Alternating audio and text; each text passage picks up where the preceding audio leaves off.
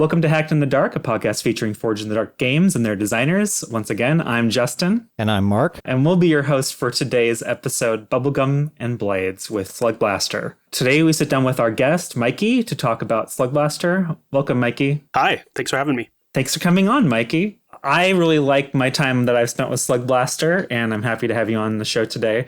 Mikey, do you want to tell us about how you got into game design? Sure. Well, like pretty much everyone, I started with the mandatory 10 to 15 years of D&D only.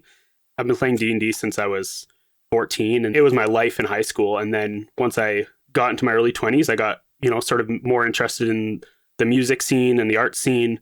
But the entire time, D&D was still just that bi-weekly constant in my life, but it wasn't really a big creative endeavor for me. And then once I sort of grew out of playing shows at 11 p.m. on a Wednesday night, I had a void, I had a creative void. And that's when I started thinking back to how much I like playing with mechanics and stuff in games. And that's when I started trying to make games. And that led to seeing what else was out there, which led to, the combination experience of validation, frustration, and inspiration that comes from realizing that all of your amazing mechanics ideas are pretty much standard indie RPG stuff at this point, because I'd missed out on all that. So it was really exciting to realize that how much was already being done in the space. Yeah, and so for the last 5 years, I've been bathing myself in the indie RPG stuff. I guess we know what got you into Blades then. Yeah, for sure. Yeah. Well, I was going to say there's been a design innovation really going on with Blades lately, and that's been our jam. I'm super excited to have you on because there seems to be some really exciting innovations, Who introduced you to Blades in the Dark? I was running a D&D game with my group, and they were all playing bad guys, and I thought it was going to be kind of just, Dungeons and Dragons where you fight unicorns instead of dragons, right? Like that, I was going to sort of do an anti-hero thing, but they kept wanting to do these cons and these heists and all sorts of things that D&D just wasn't able to support easily. And so I had already knew there was a bunch of awesome indie RPGs out there, and I was like, I just got to find a system that will support this. And that's when I found Blades, and I told them all to remake their characters in Blades, and I turned the Forgotten Realms city of Yartar into Duskfall, just hacked that into that, and we continued our Forgotten Realms campaign with Blades in the Dark. So that was my experience with it, and it was while playing that I was like, oh, this has a lot of cool things I'd love to design in this. Sounds like you had a more successful bad guy campaign than a lot of folks have with D&D. It seems like something that a lot of D&D, dungeon masters try and then kind of fail at for obvious reasons. Yeah. I'm really blessed to have a really mature group of players, and we've all been playing together for a long time, and we're all very much story gamers already, even though we were using D&D most of the time, and just until recently, the last few years when we started branching out. When you have a good group, you can do things that wouldn't work with other groups, right? You can try those risky concepts that could easily go pear-shaped, right? Speaking of risky concepts, would you like to tell us about your game, Slugblaster? What is Slugblaster? Sure. Slugblaster is a game about teenagers. You are teenage hoverboarders, and you are sneaking out of your small town, your boring small town, to go have adventures in the multiverse. So it's a lot of skate culture, and it's sort of not necessarily sci-fi, but like laser fantasy. And then at its heart, I think it's like a story about teenagehood. Yeah, I think the biggest thing I picked up on right away was how iconic each of those playbooks felt. It seemed like you were highlighting a different aspect of teenagehood with each one. Does that sound kind of accurate? Yeah, for sure. Yeah, the playbooks are based around, I call them attitude in the game, just because the word attitude really fits into that genre well. But really what they are is they're actually just like classic psychological strengths. Oh, I love that. We've seen a lot of media recently capitalizing on 80s nostalgia. Yeah. And like Spielbergian concepts of what an 80s childhood looks like. That's right. Slugblaster seems to be more of an early 90s aesthetic. Yeah.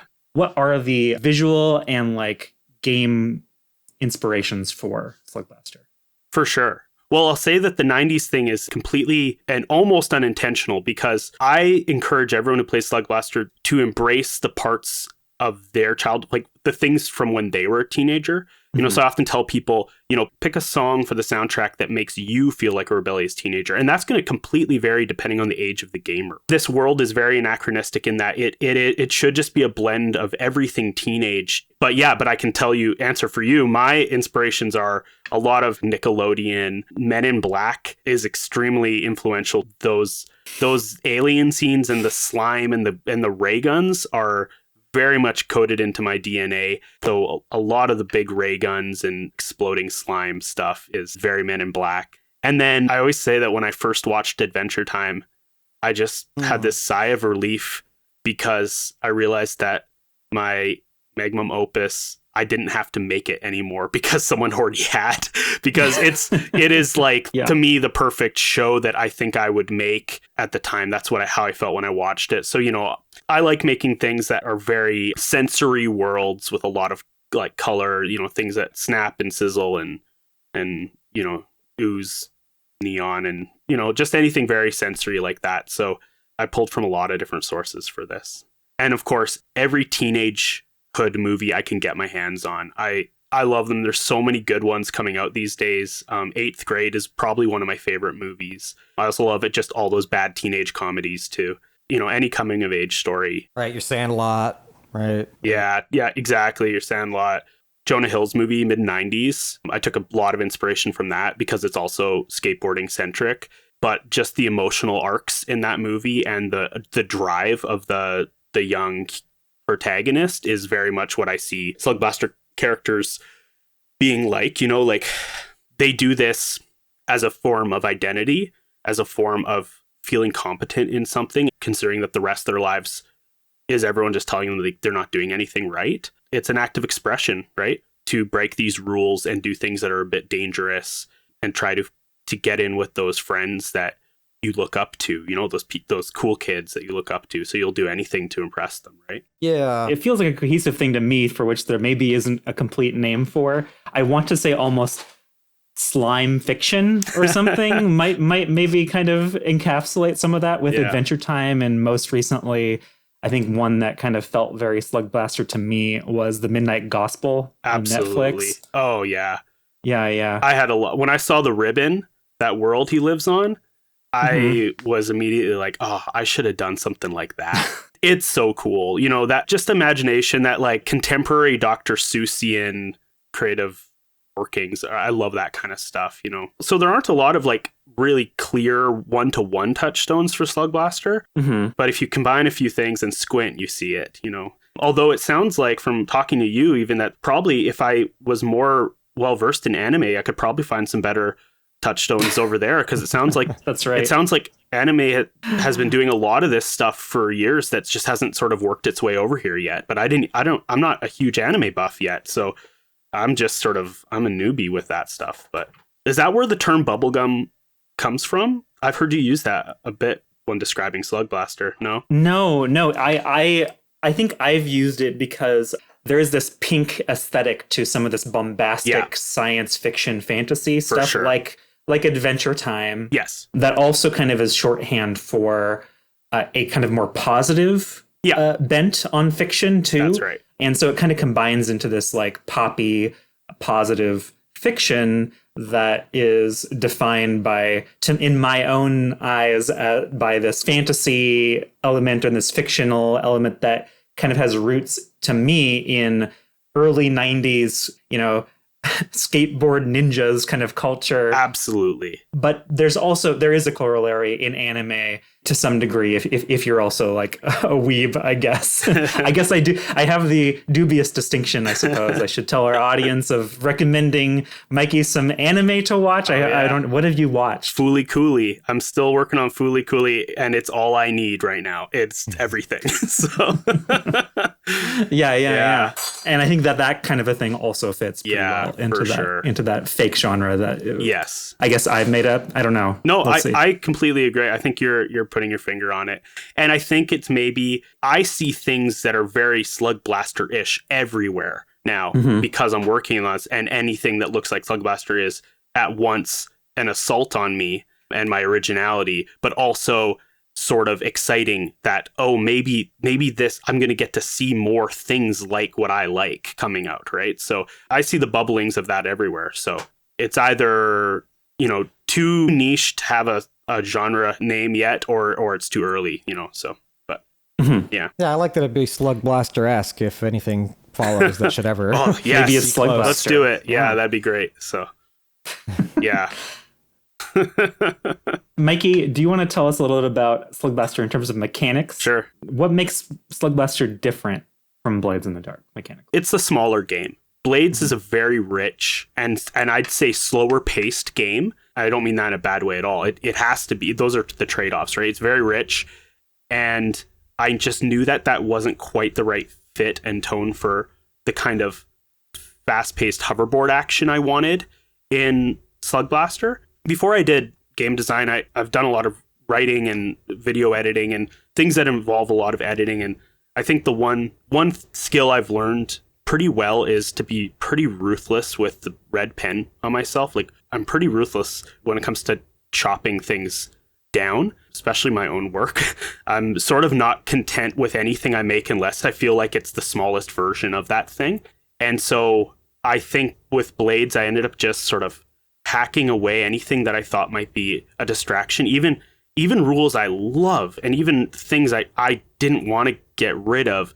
If I felt like they didn't support the main, like, 3 or 4 Slugblaster beats, then I thought about taking them out. Because I know people will always add. People will always do more if they feel like the story needs it. But I want to clear the path for them to get to the moments that I think are important to a Slugblaster story, so that they can get there if they need to, and if they want to go off from there, that's awesome, right?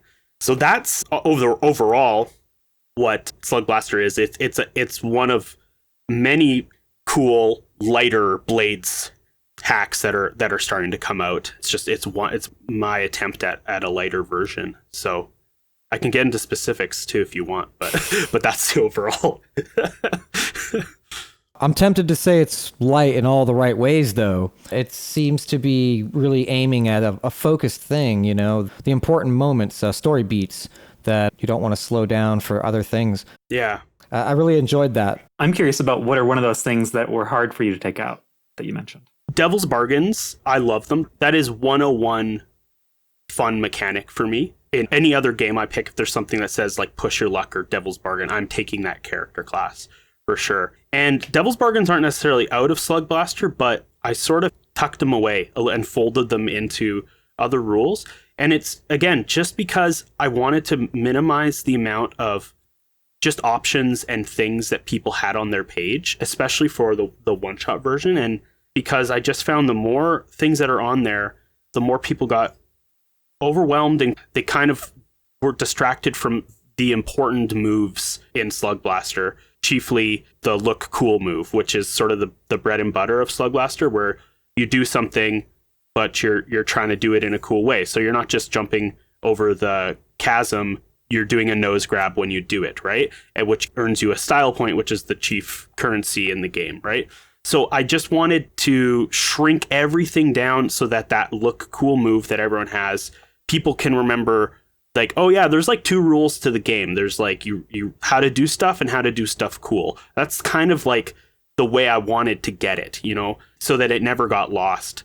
Any extra rule that I could turn into a playbook ability or fold into another rule in some way, I tried to do that just to keep the amount of options narrower. What I think is really exciting about this is what the potential is for young players to pick this one up and play in an instant, with a fairly someone who could come up with a crazy story off the top of their head or just reenact a cartoon they like.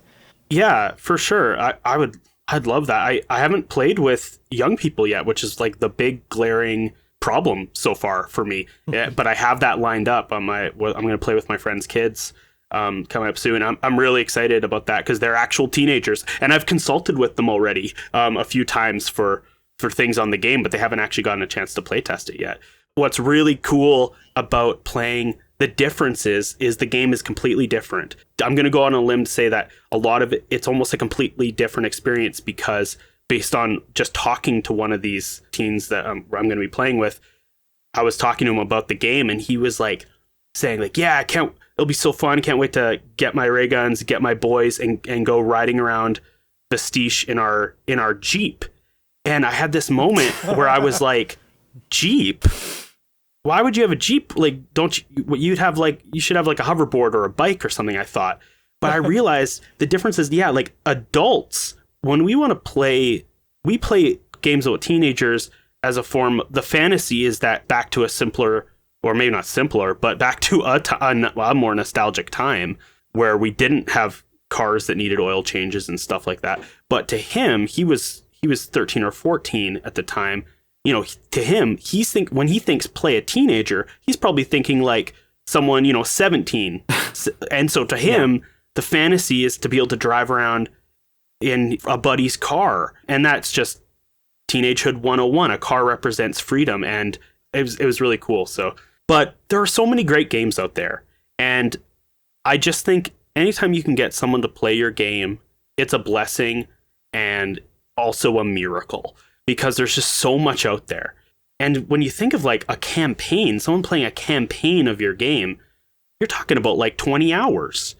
For a group of people to spend 20 hours playing something you made, that's a lot to ask for. And it happens, and you should be grateful for it when it happens. But I just constantly kept thinking, like, looking at my stack of awesome indie games on my shelf and in my folder on my computer, and just thinking like, man, I'll be lucky if I play half of these before I die.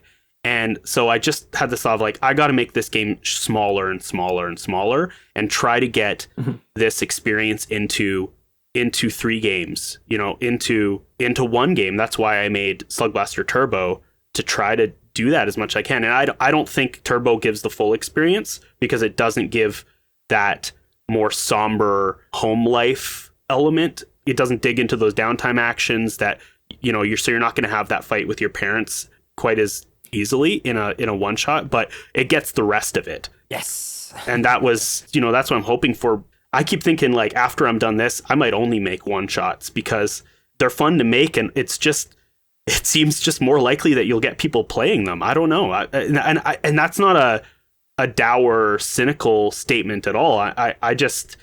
There's just so many cool games out there. I think like people should try to make smaller games if they can. They can be really cool and fun, and you can get a whole audience playing them that you might not be able to otherwise, right?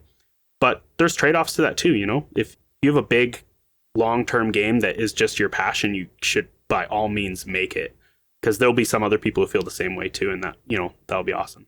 Mikey, you mentioned the at-home stuff, the downtime sequence for the full game. Would you like to talk about what that is? What's the tension between that and the rest of the game? It's funny, Jason was talking about this with Sig, about this sort of, he loves that contrast of this sort of fantastical and mundane. And Slugblaster has that too. That's the exact juxtaposition that I find interesting. So I want it to be, the action stuff is crazy and weird, and you have devices that can, you can fire an alternate version of yourself at a monster.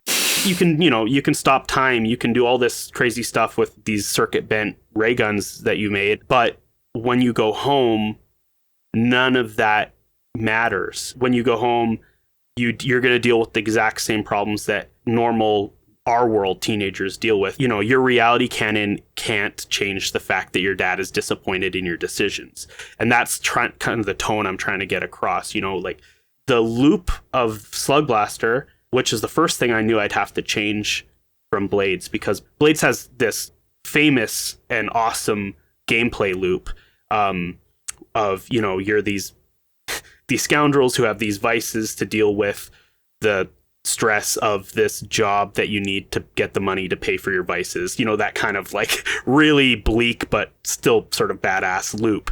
I knew that any story about teenagers and young people, almost every story is different, because the adventures they go on, they don't need to be going on. They're doing them because they want to, not because they have to. And so I knew that loop would be different. So Now the loop is more, you go on these adventures, you accumulate style points and trouble points over that adventure, and when you come back home, you then spend those trouble points and style points to unlock different home life scenes, you know, so you could spend style to unlock getting someone invites you to a big party, or a sponsor tells you that they want to make a shoe with your name on it, or you can spend style to basically level up to get special abilities and stuff like that. And then trouble points, you have to you spend those on hard scenes, you know, you spend those on scenes where, you know, your dad finds your hoverboard under your bed that you've been hiding, or, you know, someone breaks up with you, or you have a big fight with your crew. And it's nice because of the way Blades works and thus this game works. Those downtime scenes work in a different mechanical space than the rest of the game. So that actually helped solve one of my problems, which is I didn't want people trying to solve these emotional problems with their high-tech devices. So by framing it differently in using sort of different mechanics in that time, I kind of step around that problem a lot of the time. I think there's only been a couple times where people even mention their high-tech devices during those scenes. People tend to get it.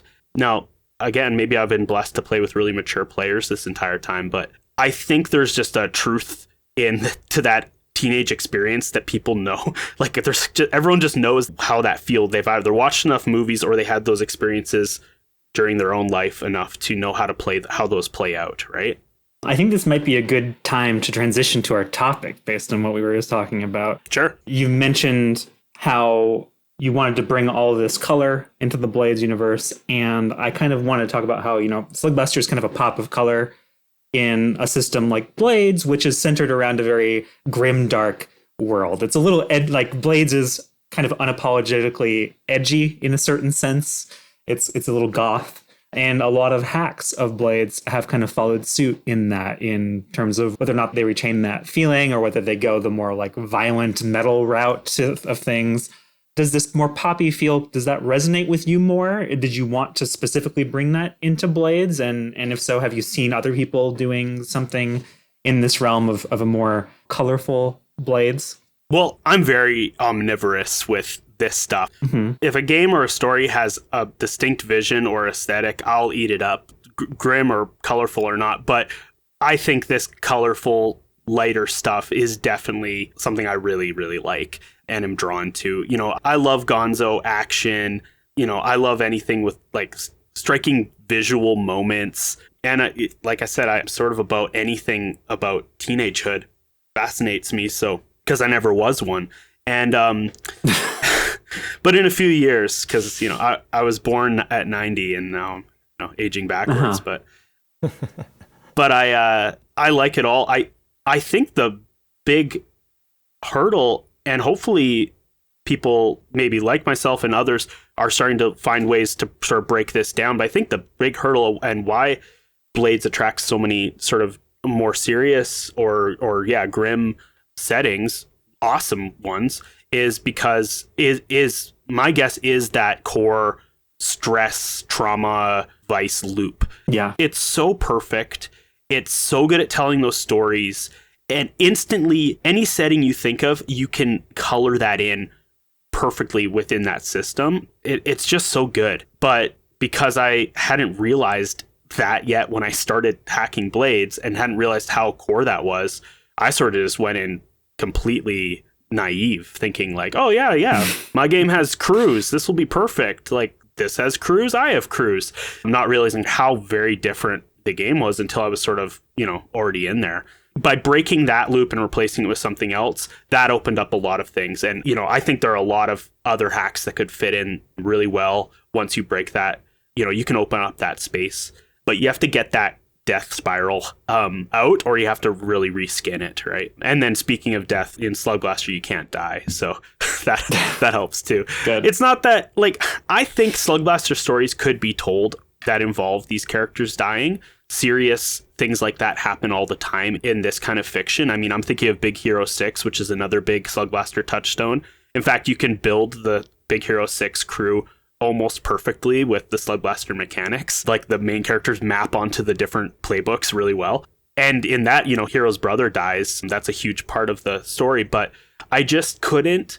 It was really hard for me to imagine a Slugblaster story, like campaign, working well if you had to go to a friend's funeral and then just go on another run. Like, maybe I was thinking too inside the box, and I'm sure there will be lots of tables who will experiment with those darker things and have death happen when it feels like it should in the story, and they should. That's what they should do. But I just didn't want it to be something that could accidentally happen, or that the mechanics push to happen even regularly. It just doesn't really fit the tone. The devastation should be with your family or with a falling out between friends, right? That should be the dark moment of a Slugblaster story, is you and your friends having a huge fight or getting sent away to youth camp. Yeah, I think at maybe the end of the season kind of thing, right? Yeah, totally. Or right at the beginning. Like the whole world ends and then everything resets. Yeah. Yeah. Yeah, exactly. Yeah. Or it needs to be maybe like an NPC or something. I don't know. Like, it could be in a way that defines your character. If you want to play a teenager who's dealing with grief by doing this dangerous hobby, that's something. But, it kind of just flattens the tone for me, but hey, I never say never. I think it can definitely happen. I don't think anyone should be shy about trying to introduce darker themes into Slugblaster if they feel like they fit.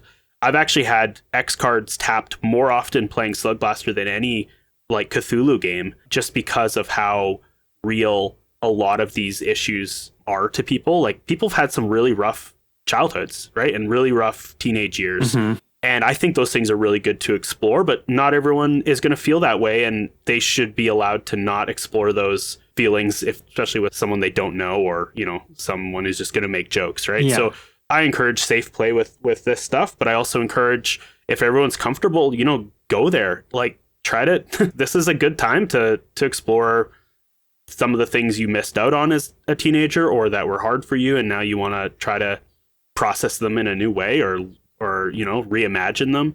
I know for me, I really do feel like I missed a lot of the typical teenage experience, because I was raised in a really religious household, and so I never, I didn't party or anything like that till I was out of high school. I was just, a really good kid playing with Lego and playing D&D. D&D was the big thing. Like, my mom found my PHB and made me burn it in a fire pit. So that was my main. Wow. That's my main act of rebellion, was playing that. And my mom is, despite being raised in a very conservative Christian home herself, my mom is actually a super awesome person and very open-minded, all things considered. So, even that, a year later, she was like playing with me and like all that stuff, because once she understood what it actually was, right? So awesome. I don't know. I think that's why I'm into the teenage stuff.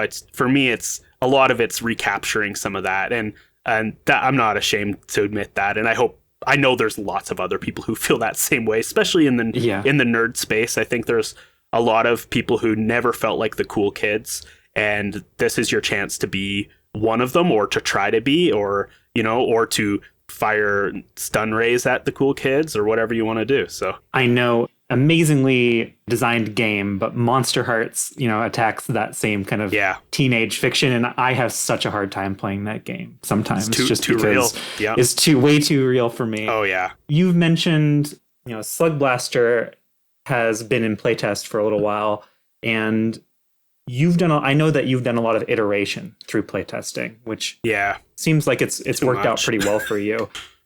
It's worked out well for the game. I don't know if it's worked out well for me, but... Do you have any advice for folks who are trying to develop something that is more poppy for Blades in the Dark, a setting or a game that's more poppy?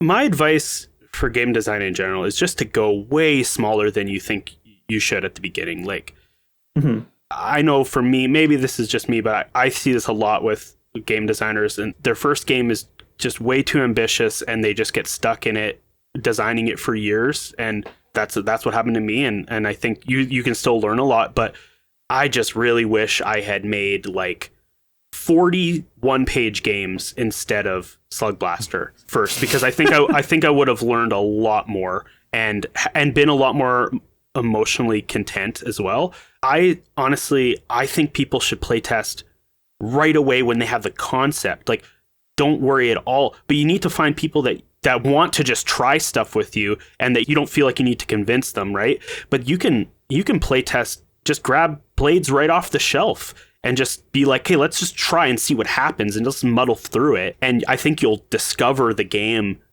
way quicker that way. That first playtest will teach you everything. It'll be amazing. Slugblaster had nothing to do with being cool or going viral or sponsorship or all that stuff that I think a lot of people would consider almost core to Slugblaster now. It was just a game about teenagers with ray guns when I first started. And the very first 15 minutes of the playtest, they get to another world. They go through a portal and I ask what they do. And one of them's like, I take out my phone and I take a selfie. And that blew my mind. I just hadn't let like normal teenage behavior into the game yet. And all of a sudden I was like, of course. Why else would you go to another world if not to take a picture of yourself there? And from there, everything else spooled out. All of the skateboarding culture stuff, all the Instagram culture, all that. So it's like pictures or it didn't happen, right? Yeah, totally. So yeah, that's my general advice is just make something really small. Like literally like pound out an idea in a one-page Google Doc and print it off and grab your friends and just try it and go from there, you know. And I would encourage people, if they can, build in as many exits to your project as you can so that if you get tired of it, you can have something done, right? Like, so start with a 1-page version of the game, then make an 8-page zine, you know, then, and I think you're really good at this, Justin. Like, I was inspired to see the way you've done that with Mothlight on Itch and releasing it, because that is something I am not good at, that at putting something out there that I don't feel is ready, but I know that that's the key. I know that like that that's something I want to be able to do, because that's really cool. And then as for making something light, I mean, I'd say do a content analysis of the movies or shows in the genre you want and just look at, like, analyze it for those beats. Or a fun thing to do for game design is look and just keep track of how the characters are dealing with problems, the problems that are coming up, because a lot of times it's not in the way that fits on a normal skill list in movies and stuff. So that's one of the reasons Slugblaster doesn't use an action rating list, because those work so good for sort of team games like Specialists or like Mission Impossible, that kind of thing. But in a lot of these like movies about kids doing stuff, they're just bumbling their way through everything, doing all sorts of haphazard actions that don't really fall into nice skill categories. And so like that's the kind of thing I learned just doing sort of like a rough content analysis of that stuff. And it's really fun to do too. You just get be a huge nerd. You sit there watching a movie with a pad of paper making ticks under things. So it's really cool. Mark, I'm curious, what kind of poppy fun genres or fiction would you like to see put into a Blades game? I'm interested in if Mikey has any other ideas as well. I know that the next game to be published by Evil Hat is Girl by Moonlight, which is a magical girl game. So that kind of fits into this conversation a little bit too. But what kind of cartoons or media that have a more positive kind of feel to them than the standard Blades hack would you like to see translated? I'm tempted to say what I'm working on now, which is shoujo and shonen. So like Dragon Ball Z, but also Sailor Moon. Right, that kind of stuff. Honestly, Naruto would be like perfect. Yeah, and Naruto, like for Blade, like almost as is, in some ways. Yeah. So one of the games that I always wanted to see too was something that had like a Matt Groening kind of feel, and I feel like Slugblaster is getting there for me in a lot of ways. You know, reset the episode after something goes crazy, catastrophic, and suddenly everybody's still in their living room the next episode, you know? Yeah, that kind of stuff really gets my creative juices going, you know, to have something like that. And I felt like the GM tools that you gave, they really narrowed the focus to like a laser pointer, like right at the thing, right? You know, for headshots, maximum headshots. It was great. I think the GM tools might be one of the biggest takeaways that I see that could really assist a game to start, because that I think is usually the problem, is like somebody's like, I have some ideas.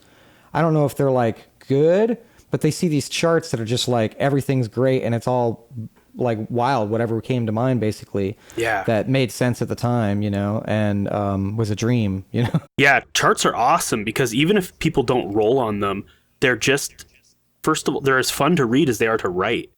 And you're exactly right. You can, as a designer, with 36 words on a little chart, you can completely define the experience of that thing you're making a chart for everyone, right? And it's so easy to do and so fun to make too.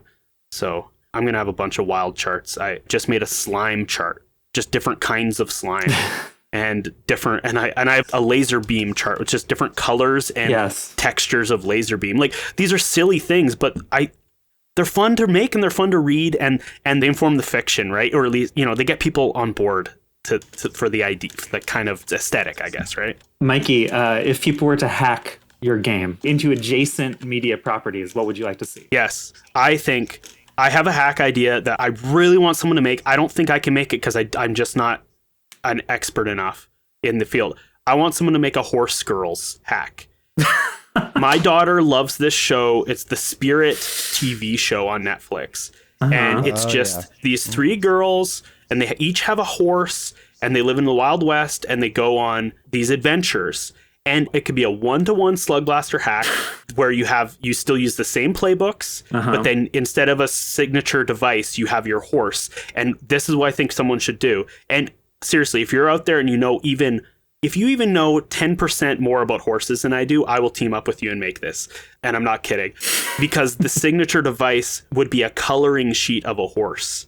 And so you color in the horse, and it has a couple special abilities and new sort of tricks it can do that you can unlock as you teach it, that kind of stuff. And you could go fantasy Horse Girls if you want. You can make them Pegasus and that kind of thing. But either way, I think that would be a great, perfect Slugblaster hack, because the kids are going on the adventures for the same reason, just for the thrill of the adventure, right? And they're getting in trouble with their families when they get home, and that kind of stuff. So that'd be good. And then the next game in this sort of space that I want to make, and I've already sort of started on this, I'm hoping that make it one day, is I want to make a game based on like the stoner teen adventure quest kind of thing. So basically like Superbad, the game. So it'd be for 2 to 3 players only, and it's a one shot. You go on this quest, because those movies are structured just like quests, but instead of Cyclops and dragons,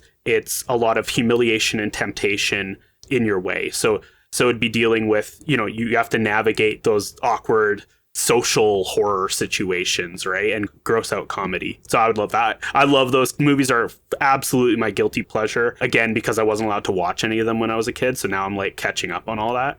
And I've done a content analysis for school on them and everything. So I think that would be a really fun game to make. So I'm hoping to make that after Slugblaster, but we'll see. We'll see if Slugblaster just chews me up and spits me out. But I was honestly thinking this whole time, ever since I've played Slugblaster, that it's so adjacent to stoner fiction. Yeah, for sure. Yeah. Including stuff like Scooby-Doo, and stuff inspired by stoner fiction. Yeah, totally. Stuff that's a little cartoonier than even Slugblaster, but yeah, for sure. But yeah, it's just so close to, Bill and Ted or something like that, that just with a little modification, you could do something. Oh yeah, it'd be good. The problem with those is that more than half the time, they're not taking actions, they're resisting something bad. And the problem is that resisting this is like a holy grail of design that I've been working with some of the guys on the Discord channel about, was like, how do you make resisting as satisfying as doing something, right? And it's a hard thing to do, but I think Blades actually starts doing the right things by making it sort of a more active thing where you just say no, you describe how you resist it, then there's a trade-off. You're choosing to take on a different bad thing, right? Instead of like the way D&D does it, where it's just, okay, I'll see if I dodge and roll, right? So I've got a few lightning questions for you before we zoom out. I want to kind of hit you up here and get your official answer. What's your favorite color slime? Right now I'm really into purple, but like milky white purple slime. So like a opaque, like yogurt, purple grape yogurt. Yeah, take a grape yogurt tube. That's the color today. Lavender. Yeah, lavender slime today. Yeah. Delicious. My mouth is watering. Favorite playbook? The others won't hear this podcast, don't worry. Oh, my favorite it will always be the Chill playbook, because it's the farthest from who I am in reality. But I would love to be Chill, but I am medically not. So appropriate question now then would be, what's your favorite pizza topping? Cheese. Give me that plain cheese. Oh, that's a cheat. Well, what pizza doesn't have cheese? Okay, then the pepperoni then. Give me the classics though. So Extra cheese, pepperoni, got it. Yeah. What's your favorite reference in a Slugblaster?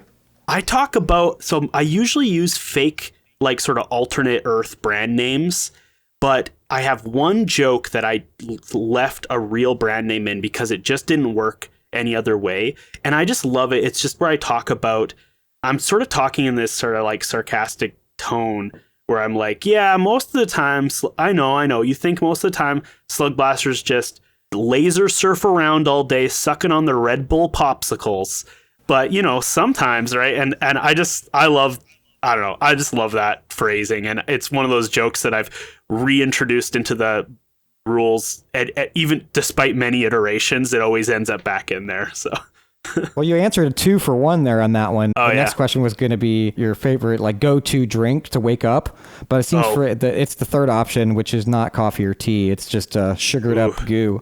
Yeah, that's right. Yeah, no coffee or tea for me. I can't drink any caffeine, otherwise I get very, very bad anxiety. So if I have a decaf coffee, it might ruin my day even. So, and I know it will ruin everyone else's day for other reasons too. But there's a reason that the energy drink in Slugblaster is called Panic, because it's from personal experience. So yeah, that's the sugared up go juice that I was going to point to. Yeah, that's right. Yeah. What's the best reason then you think to try Slugblaster? If you want to have fun, doing crazy things and having lots of like really iconic cinematic moments happen, a lot of things that you'd want to freeze frame and make a poster of and paint on the side of a van, that you should play Slugblaster because you'll have a good time. I'm in. Yeah. Thank you, Mikey. Hey, no problem. Thank you for joining us and for all your insights into Slugblaster. I know you have a Kickstarter going. That's right. Do you want to tell people anything else about the Kickstarter before we go out? I would just love it for lots of people to play this game. And it's been so encouraging seeing anytime I get to hear an actual play or watch someone play the game. It's just so cool to see people take something you made and then just take it in a direction you never could have dreamed of. And so I would love people to check out the Kickstarter and back it. As soon as you back it, you get Slugblaster Turbo right away. So you can start playing some Slugblaster one-shots right away. And then hopefully that whets your appetite for a longer mini campaign down the road. But yeah, I would just thank you to anyone who decides to back. Yeah, it's one of the best one-shot packs I've seen as well. I can't get away from how just appealing it is when you look at it. You just want to flip through and see the other page now. It's like, because the first image is just grabs you. I think you have to say something for your artist. Yeah, thanks, Scott Ford. Yeah, he's the artist. I do the layout. He's doing all the illustrations, and he's so awesome. So yeah, right now he's giving me one awesome piece, and then if the Slugblaster Kickstarter happens, there'll be more of his stuff in the book, which I'm really excited to see it. So lovely. Yeah, we'll have a link to your Kickstarter in our show notes. Yeah. Do you have anything else you'd like to plug before we go out today? No, I just hope everyone would be very, very kind to each other in the next couple months. I know everyone everywhere is feeling really tense and uncomfortable and miserable. And so anything you can do to try to be kind to someone, especially someone that you don't agree with, take a step towards reconciliation, as hard as it is. I just think that's really important because we can get out of this spot that we're in. But It's going to take a lot of people doing a lot of hard work. I think that hit us all in the feels a little bit there, but I'm really more excited now than ever to find out more about what you do next. Thanks so much. Same. I'm really excited to see your next one-shot game. Thank you. Absolutely. Yeah, we can just get in on that. That'd be great. Yeah. While you're at it, maybe you could tell us about like whatever crazy stretch goal you were thinking about mentioning, but you decided not to. Oh, yeah. Oh, for the Kickstarter. Stretch goals are going to be mostly art, but I do have one that's going to be called the Book of Slime, which will be like a little zine-sized supplement that just provides more organic signature devices and powers and monsters and stuff like that. And I have a few special, exciting guest writers lined up to do content. They're each going to write their own demi-plane for the book. So I know, I have a couple cool special secret guests lined up. So that'll be exciting to unveil that. Can we call one of them the Quantum Centipede? You can absolutely call one of them the Quantum Centipede. So we can kick flip right over it. Well, I can tell you that one of them will be Grant Howitt, because his company has been helping me with the Kickstarter. They've been consulting with me and helping me sort of, navigate the anxiety producing madness of Kickstarter. So Grant has agreed to be one of the guests on the stretch goal. So, and he's my hero. So I'm really excited about that. You can all head on over to the Kickstarter to check all those stretch goals out. Thank you again, Mikey. Mark, as we wind down and move closer to our outro, do you have anything you would like to plug? I would just point to the Hacked in the Dark channel, is adding a show pretty soon, which I'll be participating in. So I just want to plug the channel there to say that should be out by the time this is out. You'll get to see later sometime I'll GM probably as well. Ooh. And I would be a little remiss if I didn't plug markcleveland.itch.io. That's where I'm working on a Magical Youths game. It's something kind of following in the footsteps here of this. Yeah. But now I'm looking forward to seeing what I can cook up after playing me some Slugblaster. I'm excited to see that as well. As for myself, I also would like to draw people's attention to the channel and to our YouTube channel specifically, where you should be able to catch the end of our Virgins series. Ooh, yeah. By the time you're hearing this, that will have been wrapped up, and I'm curious what we're on to next. Other than that, I've been doing some exciting updates to Mothlight recently. I've just released 2 new packs, which are kind of like crew sheets. One is about a playtest pack where you're scavengers on a desolate world, kind of trying to survive.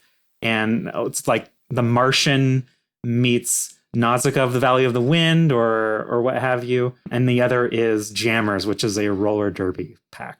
But in the future. Sick. Yeah. It's future roller derby. I know a much explored genre, but I hope people will like it. It's got themes of community as well as like action. So there you are. Check it out. Awesome. This has been a great episode of Hacked in the Dark, a podcast featuring Forged in the Dark games and their designers. Again, I'm Justin. And I was Mark. And remember, when it comes to design, we all begin our journeys as hacks in the dark.